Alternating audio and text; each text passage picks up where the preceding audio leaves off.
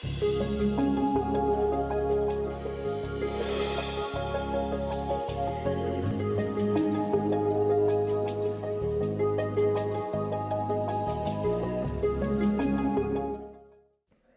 ടെലിവിഷൻ്റെ മാന്യപ്രേക്ഷകരെ ഒരിക്കൽ കൂടി ഈ പുതുവർഷത്തിൽ സ്വാഗതം ചെയ്യാൻ എനിക്ക് ഏറെ സന്തോഷമുണ്ട്. പ്രിയമുള്ളവരെ, ഈ പുതുവർഷം നമുക്ക് ദൈവാനുഗ്രഹപ്രദമാവട്ടെ. നമ്മുടെ ഇന്നത്തെ ഈ പരിചിന്തനത്തിനായിട്ട് പതിവ് പോലെ ഞാനൊരു വചനഭാഗം തിരഞ്ഞെടുത്തു. ഉൽപ്പത്തിയുടെ പുസ്തകം 13-ാം അധ്യായത്തിൽ നിന്നാണത്. ഉൽപ്പത്തിയുടെ പുസ്തകം 13-ാം അധ്യായത്തിൽ 8-ാം വാക്യം മുതൽ നമ്മൾ ഇപ്രകാരം വായിക്കുന്നു. അബ്രാഹവും ലോത്തും തമ്മിലുള്ള ഒരു സംഭാഷണമാണത്. അബ്രാഹത്തിനും ലോത്തിനും രണ്ടുപേർക്കും ഒരുപാട് കന്നുകാലികളുണ്ടായി, ആടുമാടുകളുണ്ടായി. ആ കന്നുകാലികൾക്കും ആടുമാടുകൾക്കും മേയാൻ മാത്രമുള്ള സ്ഥലം അവർ താമസിച്ചിടത്തുണ്ടായിരുന്നില്ല. മാത്രമല്ല, അവരുടെ രണ്ടുപേരുടെയും ഇടയന്മാർ തമ്മിൽ ഇടയ്ക്കിടയ്ക്കൊക്കെ വഴക്കുണ്ടാക്കാൻ തുടങ്ങി. അങ്ങനെയുള്ളൊരവസരത്തിൽ അബ്രാം പറയുകയാണ്, വാക്യം 8, അബ്രാം ലോത്തിനോട് പറഞ്ഞു, നമ്മൾ തമ്മിലും നമ്മുടെ ഇടയന്മാർ തമ്മിലും കലഹമുണ്ടാകരുത്, കാരണം നമ്മൾ സഹോദരന്മാരാണ്. ഇതാ ദേശമെല്ലാം നിൻ്റെ കൺമുമ്പിലുണ്ടല്ലോ, എന്നെ പിരിഞ്ഞു പോവുക. ഇടത് ഭാഗമാണ് നിനക്ക് വേണ്ടതെങ്കിൽ ഞാൻ വലതുവശത്തേക്ക് പോയിക്കൊള്ളാം, വലതു ഭാഗമാണ് നിനക്കിഷ്ടമെങ്കിൽ ഞാൻ ഇടത്തേക്ക് പോയിക്കൊള്ളാം. യോർദാൻ സമതലം മുഴുവൻ ജലപുഷ്ടിയുള്ള ഭൂമിയാണെന്ന് ലോത്ത് കണ്ടു.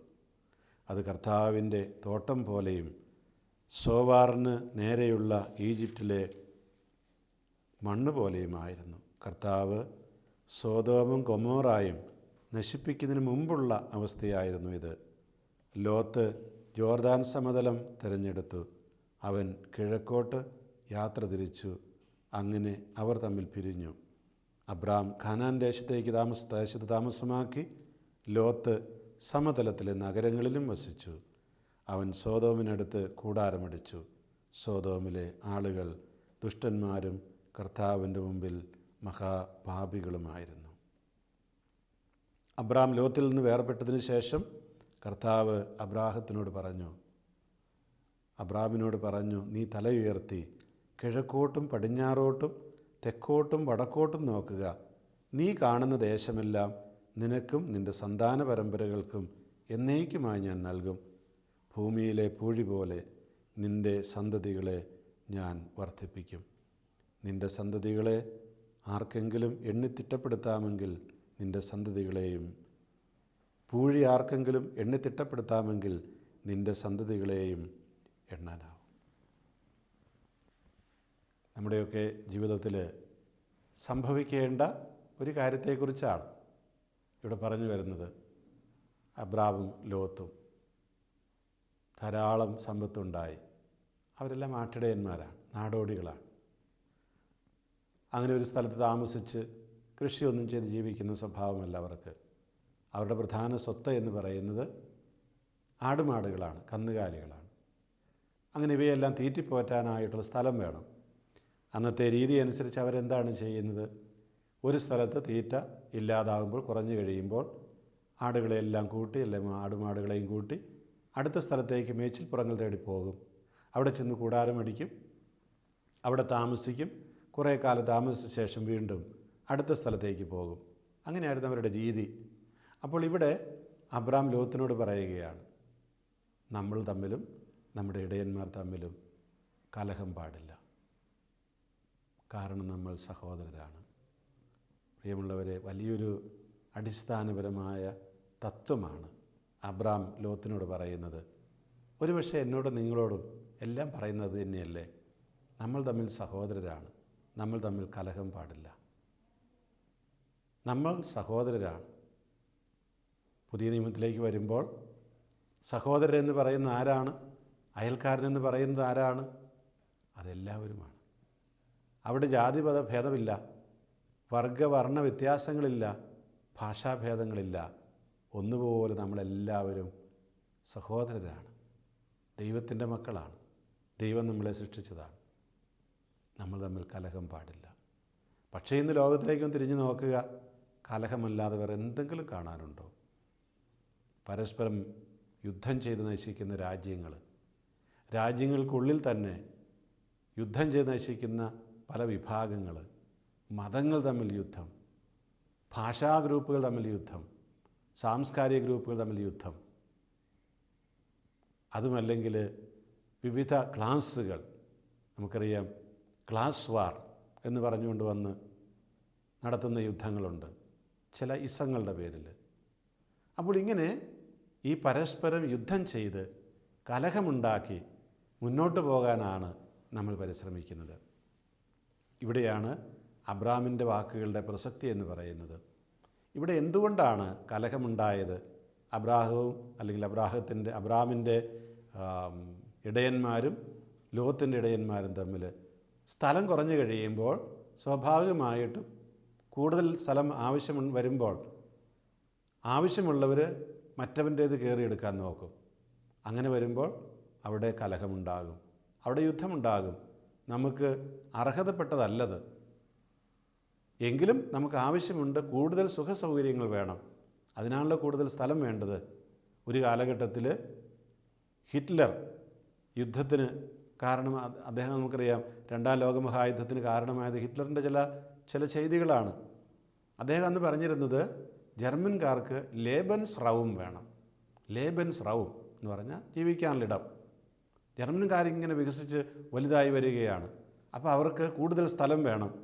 എന്നിട്ടോ അതിനുവേണ്ടി അദ്ദേഹം എന്താ ചെയ്തത്? അടുത്തുള്ള രാജ്യങ്ങളെല്ലാം കീഴടക്കാൻ തുടങ്ങി. കീഴടക്കാൻ വേണ്ടിയിട്ട് നിസ്സാരമായ കാരണങ്ങൾ ഉണ്ടാക്കുകയാണ് ചെയ്തത്. അദ്ദേഹം ഒരു കാരണം ഇല്ലാത്തടത്ത് പോയി അദ്ദേഹം കാരണമുണ്ടാക്കി കണ്ടെത്തി ആ രാജ്യങ്ങളെല്ലാം കീഴ്പ്പെടുത്താനായിട്ട് പരിശ്രമിക്കുകയാണ് ചെയ്യുന്നത്. ഒരുതരം ഹിറ്റ്ലറിൻ്റെ തന്ത്രം. അവിടെ ഹിറ്റ്ലർ ചെയ്തിരുന്ന എന്താണ്? പലപ്പോഴും അദ്ദേഹം നുണ തന്നെയായിരുന്നു പറഞ്ഞിരുന്നത്. അദ്ദേഹത്തിൻ്റെ ഒരു അനുയായി ഉണ്ട്, അല്ലെങ്കിൽ അദ്ദേഹത്തിൻ്റെ കൂടെ പ്രവർത്തിച്ച ഒരാളാണ് ജോസഫ് ഗീബൽസ് എന്ന് പറയുന്നത്. നിങ്ങൾ കേട്ടിട്ടുണ്ടായി, ഗീബൽസ്യൻ തന്ത്രം എന്ന് പറയും. ഗീബൽസ്യൻ തന്ത്രം എന്ന് പറഞ്ഞാൽ എന്താ അർത്ഥം? നുണ തന്നെ ആവർത്തിക്കുക. ഒരു നുണ 1000 പ്രാവശ്യം ആവർത്തിച്ച് കഴിയുമ്പോൾ അത് കേൾക്കുന്നവർ സത്യമാണെന്ന് വിശ്വസിക്കും. ഈ കാലഘട്ടത്തിൽ പ്രത്യേകിച്ച് നമുക്കറിയാം, ഈ വാട്സാപ്പ് പോലെയുള്ള, അല്ലെ ഫേസ്ബുക്ക് പോലെയുള്ള, ട്വിറ്റർ പോലെയുള്ള സമൂഹ മാധ്യമങ്ങളുണ്ട്, സോഷ്യൽ മീഡിയ. ഇതിലൂടെയെല്ലാം എന്തെല്ലാം നുണകളാണ് പ്രചരിപ്പിക്കുന്നത്. എനിക്ക് ചിലപ്പോൾ സങ്കടം തോന്നാറുണ്ട്. അറിവുണ്ട് എന്ന് തോന്നുന്നവർ പോലും ഇത്തരത്തിലുള്ള നുണകളിൽ ചെന്ന് ചാടുന്നു. എന്നിട്ട് ഇങ്ങനെ ഈ വാട്സാപ്പിൽ കൂടി ഇതിങ്ങനെ ഷെയർ ചെയ്തുകൊണ്ടിരിക്കുകയാണ്. എന്തെല്ലാം കാര്യത്തിലുള്ള നുണയാണ് പറഞ്ഞു പരത്തുന്നത്.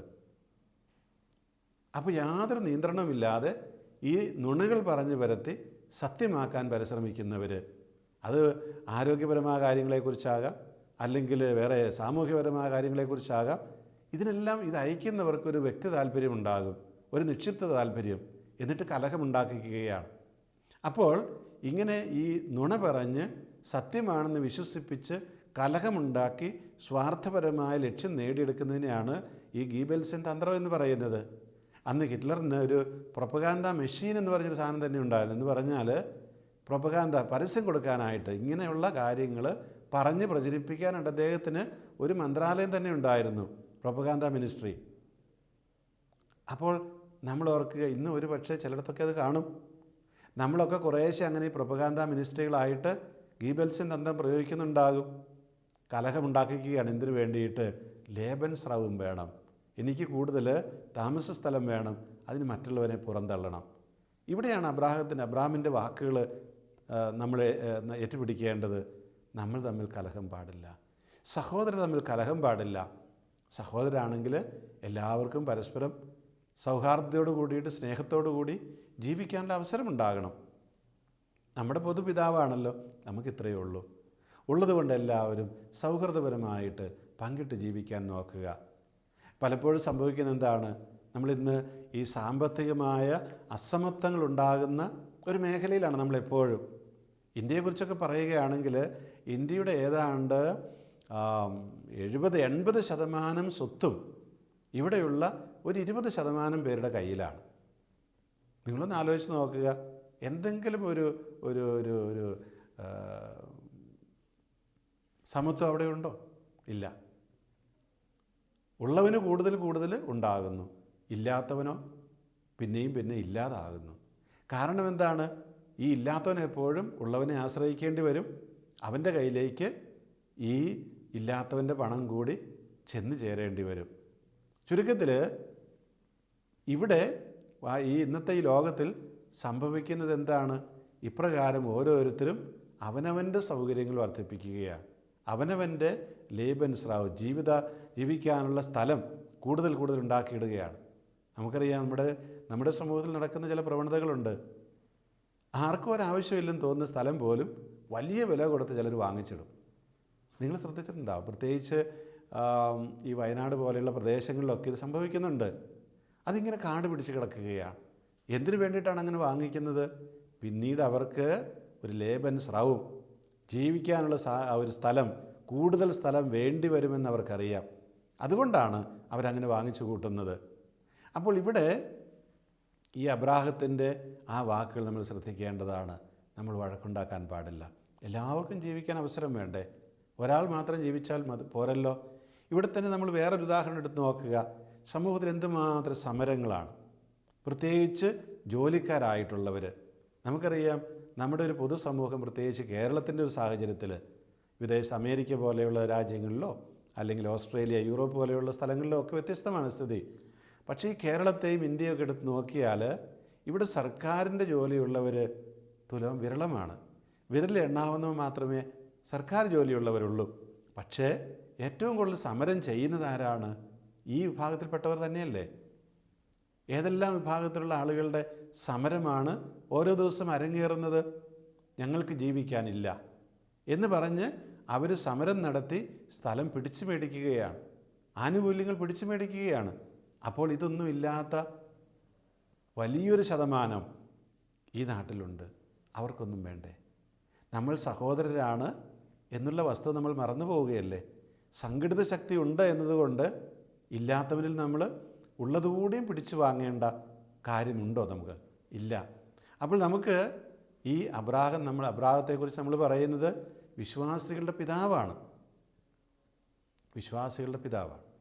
ഈ വിശ്വാസികളുടെ പിതാവായ അദ്ദേഹം അബ്രാഹം എന്ന് വിളിക്കപ്പെടുന്നതിന് മുമ്പ് തന്നെ ചെയ്തൊരു കാര്യമാണിത്. ദൈവം പ്രത്യേകമായിട്ട് അദ്ദേഹവുമായിട്ട് ഒരു ഉടമ്പടിയൊന്നും ഉണ്ടാക്കിയിരുന്നില്ല. അതിനു മുമ്പ് തന്നെ അദ്ദേഹം ഇപ്രകാരമുള്ള ഒരു വ്യക്തിയായിരുന്നു. അതുകൊണ്ടാണ് അദ്ദേഹമായിട്ട് ഉടമ്പടി ഉണ്ടാക്കുന്ന ദൈവം. നമ്മൾ സഹോദരരാണ്, പരസ്പരം കലഹിക്കാൻ പാടില്ല. എന്നിട്ട് അബ്രാഹാം പറഞ്ഞത് എന്താണ്? നീ ചെയ്യേണ്ട ഒരു കാര്യം ഇത്രയേ ഉള്ളൂ. ഇതാ ദേശമെല്ലാം നിൻ്റെ കൺമുമ്പിലുണ്ടല്ലോ, എന്നെ പിരിഞ്ഞു പോവുക. ദേശമെല്ലാം നിനക്ക് കാണാം, എന്നെ പിരിഞ്ഞ് നീ പൊക്കോ. എങ്ങോട്ട് പോകണം? ഇടത് ഭാഗമാണ് നിനക്ക് വേണ്ടതെങ്കിൽ ഞാൻ വലത്തേക്ക് പോയിക്കൊള്ളാം. അതല്ല, വലത് ഭാഗമാണ് നിനക്ക് വേണ്ടതെങ്കിൽ ഞാൻ ഇടത്തേക്ക് പോയിക്കൊള്ളാം. എനിക്കൊരു കുഴപ്പമില്ല. ഇവിടെ അബ്രാഹത്തിൻ്റെ വീക്ഷണത്തിൽ ഉള്ള ഒരു കാര്യമുണ്ട്. ഒരു പക്ഷേ ലോത്ത് നോക്കിക്കണ്ടത് ഫലഭൂയിഷ്ടമായ പ്രദേശവും ഫലഭൂയിഷ്ടമല്ലാത്ത പ്രദേശവുമാണ്. അത് പിന്നീട് നമ്മൾ കാണുന്നുണ്ട്. ജോർദാൻ സമതലം മുഴുവൻ ജലപുഷ്ടിയുള്ള ഭൂമിയാണെന്ന് ലോത്ത് കണ്ടു. അത് കർത്താവിൻ്റെ തോട്ടം പോലെയായിരുന്നു. സോവാർ നേരെയുള്ള ഈജിപ്തിലെ മണ്ണ് പോലെയുമായിരുന്നു. എന്നിട്ട് അവനെന്താ ചെയ്ത ലോത്ത്? അതവനെടുത്തു. പക്ഷെ അബ്രാഹത്തിൻ്റെ നാട്ടിൽ അങ്ങനെ ആയിരുന്നില്ല കാര്യങ്ങൾ. അബ്രാഹത്തെ സംബന്ധിച്ചിടത്തോളം ദൈവം തരുന്ന എല്ലാ പ്രദേശങ്ങളും ഒരുപോലെയാണ്. അതിനെ ഫലഭൂയിഷ്ടമാക്കേണ്ടത് എൻ്റെ ചുമതലയാണ്. ആവശ്യമെങ്കിൽ വെള്ളമൊക്കെ അവിടെ കിട്ടും. അബ്രാഹം അതുകൊണ്ടാണ് പറഞ്ഞത്, ലോത്തെ മോനെ, നിനക്ക് വലത് ഭാഗമാണ് ഇഷ്ടമെങ്കിൽ നീ അങ്ങോട്ട് പോക്കോ, ഇടതാണ് ഇഷ്ടം നീ അങ്ങോട്ട് പോക്കോ, ഞാൻ നേരെ തിരിച്ച് എതിർവശത്തേക്ക് പോയിക്കൊള്ളാം, ഒരു കുഴപ്പമില്ല. നമുക്കറിയാം പ്രിയമുള്ളവരെ, നമ്മുടെ നാട്ടിൽ ഭൂമിയെല്ലാം ഒരേപോലെ ഫലഭൂയിഷ്ടമൊന്നുമല്ല. പക്ഷേ ഈ ഭൂമിയെ ഫലഭൂയിഷ്ടമാക്കാനുള്ള ധാരാളം മാർഗങ്ങളുണ്ട്. നമ്മളതിനെ അവലംബിക്കണമെന്ന് മാത്രമേ ഉള്ളൂ. ഇന്ന് കേരളത്തെ സംബന്ധിച്ചും ഭാരതത്തെ സംബന്ധിച്ചും പൊതുവെ ലോകത്തെ സംബന്ധിച്ചും പ്രത്യേകിച്ച് അവികസിത രാജ്യങ്ങൾ അല്ലെ വികസ്വര രാജ്യങ്ങളെക്കുറിച്ച് പറയുന്ന ഒന്നാണ് ജലക്ഷാമം, ജലത്തിനുള്ള ക്ഷാമം. ഈ ജലത്തിനുള്ള ക്ഷാമം എന്തുകൊണ്ടാണ് ഉണ്ടാകുന്നത്? അത് മറ്റൊന്നും കൊണ്ടല്ല, ഉള്ള ജലം പങ്കുവയ്ക്കാൻ തയ്യാറല്ലാത്തത് കൊണ്ടാണ്, അല്ലെ അതിനുള്ള സംവിധാനങ്ങൾ ഒരുക്കാത്തത് കൊണ്ടാണ്. കേരളത്തെ സംബന്ധിച്ച് പറയുമ്പോൾ എത്രയോ വലിയ നദികളുണ്ട്. ഈ നദികളിൽ നിന്നുള്ള വെള്ളം വേണമെങ്കിൽ ഈ കേരളം പോലെ ഒരു 10 കേരളത്തിന് കൊടുക്കാനുള്ളതുണ്ട്. പക്ഷേ എന്ത് വേണം? ശാസ്ത്രീയമായിട്ട് നമ്മളതിനെ ഉപയോഗിക്കാൻ പഠിക്കണം. ശാസ്ത്രീയമായിട്ട് ഇതിനെ തടഞ്ഞു നിർത്തി ടാങ്ക് കെട്ടി എല്ലാ സ്ഥലത്തേക്കും എത്തിക്കുവാനുള്ള സംവിധാനം ഉണ്ടാക്കണം. നമ്മൾ പലപ്പോഴും ചെയ്യുന്നത് എന്താ? ഒരു പഞ്ചായത്ത്, ആ പഞ്ചായത്തിനെ മാത്രമേ കാണുന്നുള്ളൂ. അവിടെ ഒരു വലിയ ടാങ്ക് ഉണ്ടാക്കി വെള്ളം കൊടുക്കാൻ പരിശ്രമിക്കുന്നു. ഞങ്ങളുടെ ഭരണകാലത്ത് ഒരു ഉദ്ഘാടനം നടത്തി അതങ്ങോട്ട് ചെയ്യുന്നു. പിന്നെ വെള്ളം കൊടുക്കുന്നുണ്ടെന്നുള്ള വേറെ പ്രശ്നം. നേരെ മറിച്ച് ഈ കേരളത്തെ മുഴുവൻ, ഭാരതത്തെ മുഴുവൻ ഒന്നായി കണ്ടുകൊണ്ട് നമ്മുടെ നദികളിലെയും നമ്മുടെ മറ്റ് സ്രോതസ്സുകളിലെയും ഒക്കെ വെള്ളത്തെ നമുക്ക് പ്രയോജനപ്പെടുത്തി ഈ നാട്ടിലുള്ള സകല കുടുംബങ്ങൾക്കും കുടിക്കുവാൻ കൊടുക്കാനായിട്ട് സാധിക്കുകയില്ലേ നമുക്ക്? ഞാൻ പലപ്പോഴും ഓർക്കാൻ, നമുക്ക് ഈ പഞ്ചായത്ത് രാജ് സിസ്റ്റമുണ്ട്. എന്തെല്ലാം പഞ്ചായത്തുകളാണ്? ജില്ലാ പഞ്ചായത്ത്, ബ്ലോക്ക് പഞ്ചായത്ത്, ഗ്രാമപഞ്ചായത്ത്, പിന്നെ മുനിസിപ്പാലിറ്റികൾ, കോർപ്പറേഷനുകൾ, അങ്ങനെ പലതുണ്ട്. പക്ഷേ എല്ലാവരും അവനവൻ്റെ വഴിക്കാണ് പോകുന്നത്. നേരെ മറിച്ച് ഇങ്ങനെയുള്ള പദ്ധതികളൊക്കെ വരുമ്പോൾ എല്ലാ കൂട്ടരും ഒരുമിച്ച് കൂടണ്ടേ? അപ്പോൾ ഓരോ പഞ്ചായത്ത് ഗ്രാമപഞ്ചായത്താണെങ്കിൽ അവരുടെ ആ ഗ്രാമങ്ങളിലുള്ള ആവശ്യങ്ങൾ അതൊരു പദ്ധതിയായിട്ട് തയ്യാറാക്കുക. ബ്ലോക്ക്, പല ഗ്രാമപഞ്ചായത്തുകൾ കൂടുന്നത് ബ്ലോക്ക് പഞ്ചായത്താകുന്നു. അവർക്ക് ഒരുമിച്ച് കൂടി ആ ബ്ലോക്കിലുള്ള മുഴുവൻ തയ്യാറാക്കാം. പിന്നീട് ജില്ലാ പഞ്ചായത്ത്, ഇവരെല്ലാവരും കൂടി ഒരുമിച്ച് കൂടി ഈ ജില്ലാ പഞ്ചായത്തിൻ്റെ കീഴിൽ നല്ല മനോഹരമായിട്ട് ആ ജില്ല മുഴുവനും നടപ്പാക്കാൻ പറ്റിയല്ലേ? ഇനി അതുപോലെ തന്നെ ഈ ജില്ലാ പഞ്ചായത്തുകളെല്ലാം കൂടെ കൂടിയിട്ട് അല്ലെങ്കിൽ സംസ്ഥാനത്ത് മുഴുവൻ ഇതുപോലെ ചെയ്യാൻ പറ്റും. പക്ഷെ നമുക്ക് എന്ത് വേണം? പരസ്പരം അത് സ്വീകരിക്കാനുള്ള മനസ്സ് വേണം. നമ്മൾ സഹോദരരാണ്, പരസ്പരം വഴക്കുണ്ടാക്കരുത് എന്നുള്ളൊരു ചിന്ത എപ്പോഴും മനസ്സിലുണ്ടാകണം. നമുക്കെല്ലാവർക്കും ദൈവം ആവശ്യങ്ങൾ തന്നിട്ടുണ്ട്, അതിനെ ഉപയോഗപ്പെടുത്തിയാൽ മാത്രം മതി എന്നുള്ള ചിന്ത നമുക്കുണ്ടാകണം. ഇതൊന്നും വേണ്ട. നമ്മുടെ നാട്ടിലെ, കേരളത്തിലെ വിവിധ വകുപ്പുകൾ തമ്മിലുള്ള മത്സരം എടുത്താൽ വരെ റോഡ് ഉണ്ടാക്കുന്ന പൊതുമരാമത്ത് വകുപ്പ് അത് മാത്രമേ ചെയ്യുകയുള്ളൂ. റോഡുണ്ടാക്കുമ്പോൾ ഇലക്ട്രിസിറ്റി പോസ്റ്റുകൾ എവിടെ ഇടണമെന്ന് കൂടെ അവർക്ക് തീരുമാനിക്കാമല്ലോ. അപ്പോൾ നമ്മുടെ വകുപ്പുകൾ തമ്മിൽ ഒരുമിച്ചിരുന്ന് ചർച്ച ചെയ്ത് പദ്ധതികൾ തയ്യാറാക്കുകയാണെങ്കിൽ ഇന്നത്തേലൊക്കെ വളരെ വളരെ മെച്ചപ്പെട്ട രീതിയിൽ ഈ നാട് പുരോഗമിക്കും എന്നുള്ളതിന് യാതൊരു സംശയവും വേണ്ട. ഈ അബ്രാഹത്തിൻ്റെ പ്രത്യേകിച്ച് മനോഭാവം വേണം. നമുക്ക് വേണ്ടി മാത്രമല്ല, അല്ലെങ്കിൽ അതല്ല ലക്ഷ്യം, ഈ നാടിനെ ഒന്നിച്ച് കണ്ടുകൊണ്ട് അതിനൊരു വികസനം നമുക്ക് കൊടുക്കാനായിട്ട് കഴിയണം. അപ്പോൾ ഈ ഏകോപനമൊക്കെ ഉണ്ടാകും. നീ വലത്തേക്കാണ് പോകാൻ ആഗ്രഹിക്കുന്നതെങ്കിൽ നീ പൊക്കോ, ഞാൻ ഇടത്തേക്ക് പോകുന്നു. അവിടെ പിന്നെ വഴക്കിന് അടിസ്ഥാനമില്ല. എതിലേ പോയാലും ദൈവം എന്നെ തെറ്റിപ്പോറ്റും. ദൈവം ഈ സൃഷ്ടിച്ചിരിക്കുന്ന ഈ ഭൂമി ഒരുപോലെ പ്രാധാന്യമുള്ളതാണ്. ആർക്ക് വേണമെങ്കിലും അതിനെ ശരിയാവണ്ണം ഉപയോഗിക്കാവുന്നതാണ്. നമുക്ക് ജലം ആവശ്യത്തിന് എവിടെ നിന്ന് വേണമെങ്കിലും കൊണ്ടുവരാം. ഇന്ന് അതിനുള്ള സാങ്കേതിക വിദ്യയൊക്കെ ഉണ്ടല്ലോ. ആയിരക്കണക്കിന് കിലോമീറ്ററിൽ അകലെ നിന്ന് നദികളിലെ വെള്ളം കൊണ്ടുവന്ന് പട്ടണങ്ങൾക്ക് കൊടുക്കുന്ന രാജ്യങ്ങൾ ഇന്ന് ഈ ഭൂമിയിലുണ്ട്. അതുപോലെ തന്നെ കടൽ വെള്ളം ശുദ്ധിയാക്കി കുടിക്കാനായിട്ട് കൊടുക്കുന്ന രാജ്യങ്ങളില്ലേ? കടലിലെ വെള്ളത്തിന് വല്ല അതിരുണ്ടോ?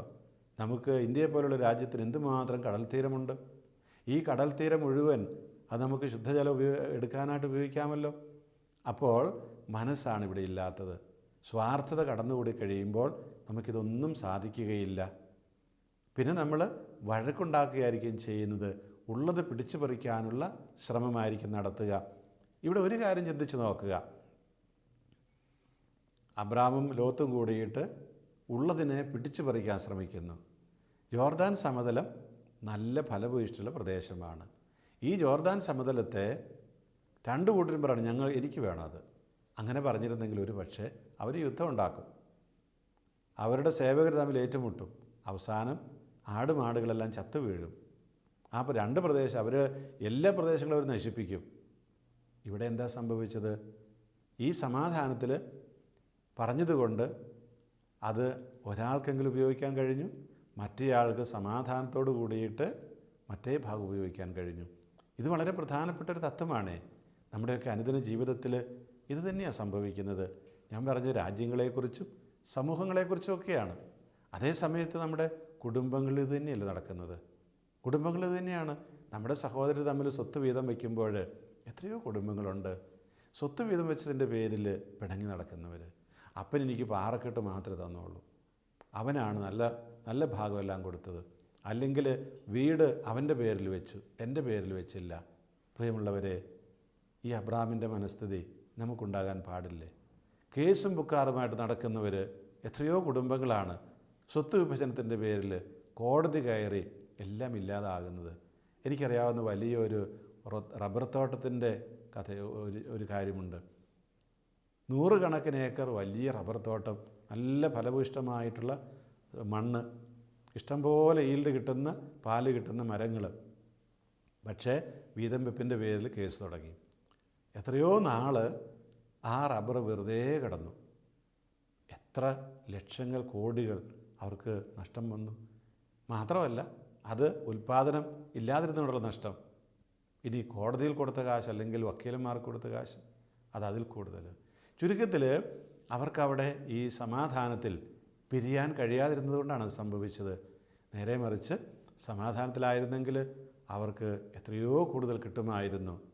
നമ്മുടെയൊക്കെ കുടുംബങ്ങളിൽ ഇത് സംഭവിക്കുമ്പോൾ ഈ അബ്രാഹാമിൻ്റെ മനസ്സിലേക്ക് നമ്മളും കടന്നു ചെല്ലണം. ആ മനസ്സ് നമ്മൾ സ്വായത്തമാക്കണം. പ്രത്യേകിച്ച് നമ്മുടെ പ്രായമായിരിക്കുന്ന മാതാപിതാക്കൾ തങ്ങളുടെ സ്വത്ത് വീതം വയ്ക്കുമ്പോൾ തീർച്ചയായിട്ടും എല്ലാവരെയും പരിഗണിക്കണം. അത് മാത്രമല്ല, ഇപ്രകാരം ഒരു മനസ്സ് മക്കൾക്ക് ഉണ്ടാക്കി കൊടുക്കാനായിട്ട് അവർ പരിശ്രമിക്കണം. ആരോടും പ്രത്യേകിച്ച് തിരിച്ചു വ്യത്യാസമൊന്നും വേണ്ട. പക്ഷേ ഒരാൾക്ക് കൊടുക്കുന്ന പോലെ ആയിരിക്കില്ല മറ്റേ ആൾക്ക്. സ്ഥലങ്ങൾ, ഭൂസ്വത്തിൻ്റെ എല്ലാ ഭാഗവും ഒരുപോലെ ആയിരിക്കില്ലല്ലോ. അല്ലെങ്കിൽ ഇപ്പോൾ വീട്ടിലൊരു 2-3 വാഹനങ്ങളുണ്ട്, ഒരു ലോറി, ഒരു ബസ്, ഒരു കാറ്. 3 മക്കൾക്കായിട്ട് വീതം വയ്ക്കുകയാണ്. 3 മക്കൾക്കും കിട്ടാൻ പോകുന്ന ഏതെങ്കിലും ഒരു വണ്ടിയായിരിക്കും. അപ്പോൾ മറ്റേ മകൻ പറയുകയാണ്, ഇല്ല എനിക്ക് മറ്റവൻ്റെ കൂട്ട് വേണം എന്ന് പറഞ്ഞാൽ അതെങ്ങനെ കൊടുക്കും? അത് സാധ്യമാകുന്ന കാര്യമല്ല. അപ്പോൾ ഇങ്ങനെയുള്ള കാര്യങ്ങളിലെല്ലാം നമ്മളൊരു വിട്ടുവീഴ്ച മനോഭാവത്തോട് കൂടിയിട്ട് പോകുമ്പോഴാണ് ആ അബ്രാഹത്തിനുണ്ടായ ഐശ്വര്യം നമുക്കുണ്ടാവുക. അപ്പോൾ ദൈവം പറഞ്ഞതാണ് അബ്രാഹത്തോട്, നീ നടന്നു നോക്കിക്കേ, കിഴക്കോട്ടും പടിഞ്ഞാറോട്ടും ഒക്കെ നീ നടന്നു നോക്കുക. അവിടെ കാണാൻ പോകുന്നത് എന്താണ്? നീ തല ഉയർത്തി കിഴക്കോട്ടും പടിഞ്ഞാറോട്ടും തെക്കോട്ടും വടക്കോട്ടും നോക്കുക. നീ കാണുന്ന പ്രദേശമെല്ലാം നിനക്കും നിൻ്റെ സന്താന പരമ്പരകൾക്കും എന്നേക്കുമായി ഞാൻ തരും. നീ ചുമ്മാ നോക്കിയാൽ മതി. ആ നോക്കി കാണുന്ന സ്ഥലങ്ങൾ മുഴുവൻ നിൻ്റേതായിരിക്കും. അതാണ് അബ്രാഹത്തോട് പറഞ്ഞത്. ദൈവം എത്രമാത്രം അബ്രാഹത്തെ അനുഗ്രഹിച്ചു നോക്കുക. അബ്രാഹം കണ്ണെത്താത്ത ദൂരത്ത് നമ്മൾ പറയാറില്ലേ? നമുക്കറിയാം, നോക്കുമ്പോൾ എത്ര ദൂരത്തേക്ക് കണ്ണെത്തും. പ്രത്യേകിച്ച് നിരപ്പായ സ്ഥലമാണെങ്കിൽ. ജോർദാൻ പ്രദേശം അങ്ങനെയാണ്, ഇസ്രായേൽ, പലസ്തീനൊക്കെ അങ്ങനെയാണ്, പരന്ന പ്രദേശങ്ങളാണ് കൂടുതലും. അപ്പോൾ ഇങ്ങനെ വളരെയധികം ദൂരത്തേക്ക് അബ്രാഹത്തിൻ്റെ കണ്ണെത്തിക്കാണും. ദൈവം പറയുകയാണ്, അബ്രാഹം അതെല്ലാം നിൻ്റേതാണ്. ലോകത്തിന് അത്രയും കിട്ടിയില്ല. ലോകത്തിന് നല്ല സ്ഥലം കിട്ടി, പക്ഷേ ഇത്രയും വിസ്തൃതമായ സ്ഥലം കിട്ടിയില്ല. എന്തിനു വേണ്ടി അവർ പിരിഞ്ഞത് 2 പേർക്കും ആവശ്യത്തിന് അവരുടെ കന്നുകാലികൾക്ക് മേയാൻ സ്ഥലമില്ലായിരുന്നുകൊണ്ടാണ്. അപ്പോൾ ആർക്കാണ് കൂടുതൽ കിട്ടിയത്? അബ്രാഹത്തിനല്ലേ? പ്രിയമുള്ളവർ, ദൈവം എപ്പോഴും ഇങ്ങനെയാണ്. നമ്മൾ സമാധാനത്തോടു കൂടിയിട്ട് കാര്യങ്ങൾ മനസ്സിലാക്കി വിട്ടുകൊടുക്കാൻ തയ്യാറാകുമ്പോൾ, സ്വാർത്ഥതയില്ലാതെ പ്രവർത്തിക്കാൻ തയ്യാറാകുമ്പോൾ ദൈവം നമ്മളെ അനുഗ്രഹിക്കും. അങ്ങനെ അനുഗ്രഹിക്കട്ടെ നമ്മൾ ഓരോരുത്തരെയും. നമ്മുടെയൊക്കെ ജീവിതത്തിൽ, കുടുംബജീവിതത്തിൽ, സമൂഹ ജീവിതത്തിൽ ഈ ഒരു മനോഭാവം വച്ചു പുലർത്താൻ നമുക്ക് പരിശ്രമിക്കാം. നമുക്ക് പ്രാർത്ഥിക്കാം. പിതാവായ ദൈവമേ, അബ്രാഹത്തിൻ്റെ ആ മനസ്സ് പോലെയുള്ളൊരു മനസ്സ് ഞങ്ങളുടെ കുടുംബങ്ങളിലേക്ക് നീ തരയണമെന്ന് പ്രാർത്ഥിക്കുന്നു. ഞങ്ങളുടെ കുടുംബങ്ങളിലെ സ്വത്ത് വീതം വയ്ക്കുമ്പോൾ പ്രശ്നങ്ങളും പ്രയാസങ്ങളുമില്ലാതെ സന്തോഷത്തോടെ, സമാധാനത്തോടെ, സംതൃപ്തിയോടെ അതെല്ലാം വീതിച്ചെടുക്കുവാനുള്ള കൃപയാകണമെന്ന് പ്രാർത്ഥിക്കുന്നു. ഞങ്ങളുടെ സമൂഹങ്ങൾ തമ്മിൽ, പൊതുസമൂഹത്തിലെല്ലാം ഈ ഒരു മനോഭാവം എല്ലാവരിലും ഉണ്ടാകുവാനുള്ള കൃപയാകണമേ. അതോടൊപ്പം തന്നെ നീ ഞങ്ങളെ അനുഗ്രഹിച്ച് ആശ്രയിക്കുന്ന ഞങ്ങൾ വിശ്വസിക്കുന്നു. സമാധാനത്തോടു കൂടിയിട്ട് കാര്യങ്ങൾ ചെയ്തു കഴിയുമ്പോൾ നോക്കുന്നതെല്ലാം ഞങ്ങളുടേതായി നീ മാറ്റുന്നുവല്ലോ. പിതാവേ, ഞങ്ങളെ അനുഗ്രഹിക്കണമേ. ഞങ്ങളുടെ സമൂഹങ്ങളെ, ഞങ്ങളുടെ കുടുംബങ്ങളെ ശാന്തിയിലേക്കും സമാധാനത്തിലേക്കും നയിച്ച് പരസ്പര സഹോദരങ്ങളെപ്പോലെ ജീവിക്കുവാൻ കൃപയാകണമേ.